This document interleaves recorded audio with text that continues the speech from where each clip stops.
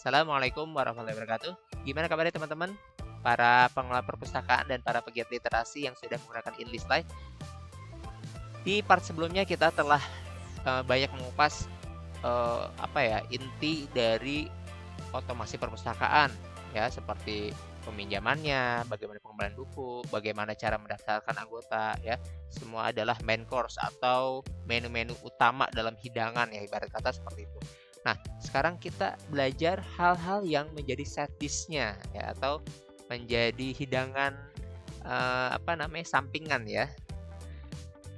Salah satunya adalah buku tamu. Nah, kenapa kita jadikan ini sebagai opsional? Karena tidak semua perpustakaan yang mempunyai kelebihan PC ya, atau perangkat seperti itu. Jadi saya tidak ingin membebankan teman-teman untuk memaksakan diri untuk menggunakan buku tamu ini.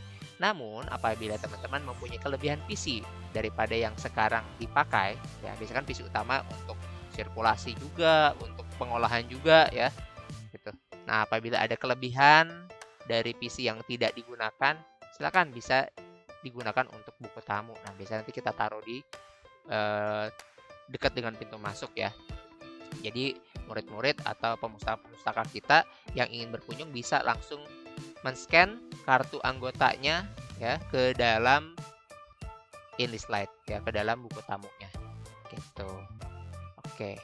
Nah, bisnis prosesnya seperti apa? Sebenarnya sama aja seperti buku tamu yang konvensional ya, di mana dia harus menuliskan untuk non anggota ya, dia harus menuliskan nama, asal gitu, pendidikan dan lain-lain, dan cukup banyak yang harus diisi. Tapi dengan apabila dia sudah menjadi anggota, itu akan lebih mempersingkat penulisan buku tamunya karena dia cukup membaca atau men-scan barcode-nya seperti itu. Oke, kita masuk aja langsung ke buku tamu. Nah, di sini yang diisikan adalah username password dari admin back office kita ya. Biasanya kan kalau belum diganti ya pakai InList Lite, lalu InList Lite sama dengan. Nah, teman-teman nanti silakan pilih lokasi perpustakaannya ya. Nah, ini ada ruang baca umum ya, ruangannya juga dipilih, lalu kita simpan. Oke. Nah, di sini teman-teman bisa memasukkan nomor barcode yang ada atau yang sudah terdaftar dalam aplikasi InList Lite. Misalkan kita contoh saja ya, kita ambil dari daftar anggota kita. Oke, misalkan siapa ya yang akan hadir di perpustakaan. Oke, saya akan ambil Adit Mariana. Oke, lalu saya scan barcode-nya di sini, atau nanti misalkan saya punyanya tablet, bagaimana? Ya udah, nanti tinggal diketik aja nomor anggotanya. Klik. Selamat datang. Ya, maka akan ada kata sambutan ya dari sistem. Selamat datang seperti itu. Nah, maka pengunjung akan bertambah 1 seperti itu.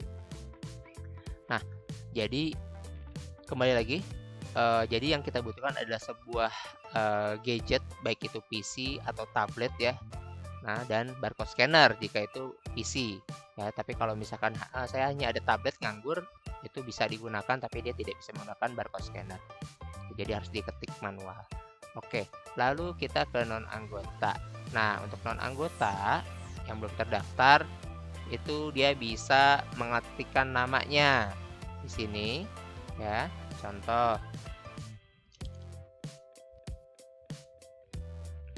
Nah, dia agak effort sedikit ya.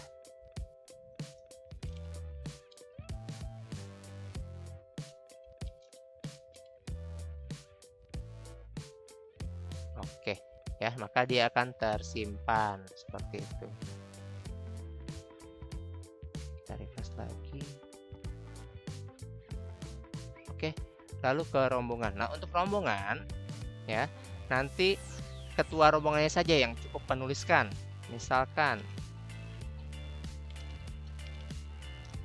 nomor telepon ketua rombongan. Oke, instansi dari mana? Dinas Pertamanan misalkan.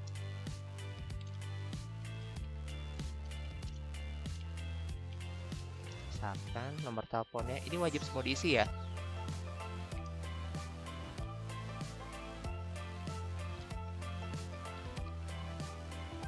Nah, untuk personilnya dihitung sudah termasuk ketua rombongan ya. Oke, jenis kelaminnya misalkan laki-laki 5, perempuannya ada 5.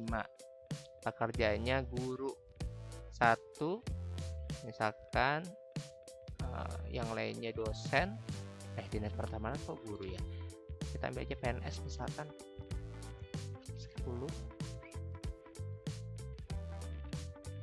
Oke. Pendidikan D3-nya ada 4 orang, sarjananya 6 orang. Nah, ini harus sama ya. Jadi 10 berarti 5 sama 5 ya. Pekerjaan berarti harus 10 orang saja. Pendidikan terakhir bisa sarjananya S1-nya 6 orang, diplomanya 4 orang. Jadi tidak boleh tidak sama ya dengan jumlah personil. Lalu kita simpan.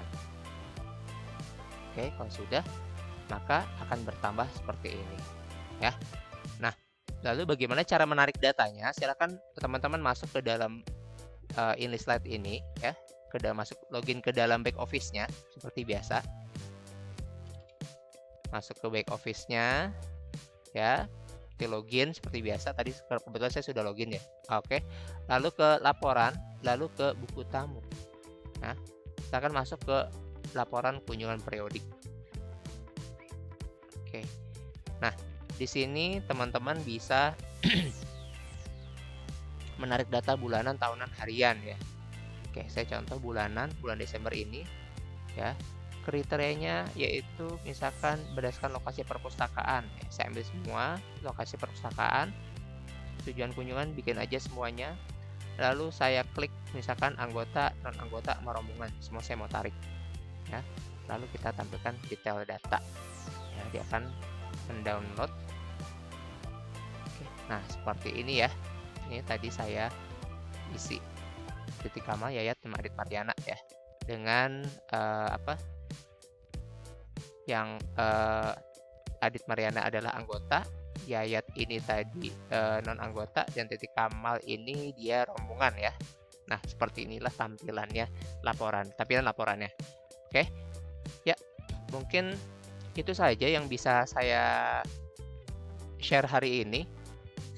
Semoga teman-teman dapat berkesempatan untuk menggunakan fitur ini ya, dengan menambahkan satu PC lagi.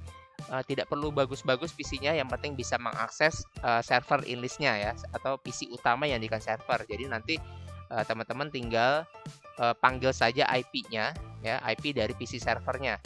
Ya, contoh misalkan di saya itu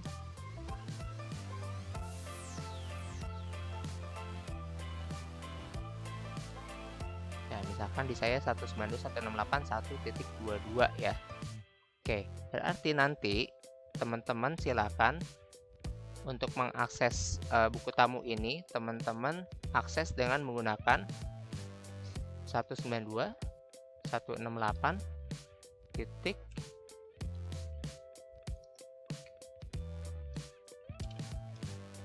ya, kebetulan PC saya 22 ya, jadi ini nanti disesuaikan dengan IP dari PC utama atau PC yang diinstal InliSlide ya, seperti itu. Nah, maka buku tamu ini akan nge-link ke PC servernya ya, yang biasa dibuat untuk olah atau yang biasa dibuat untuk sirkulasi, seperti itu ya. Oke, itu saja teman-teman, semoga bermanfaat. Kalau ada yang ingin bertanya lebih lanjut, silakan tulis di kolom komen. Like apabila Anda menyukai video ini, dan jangan lupa subscribe ya. Oke, wabillahi taufiq wal hidayah. Assalamualaikum warahmatullahi wabarakatuh. Salam literasi. Tian sign out.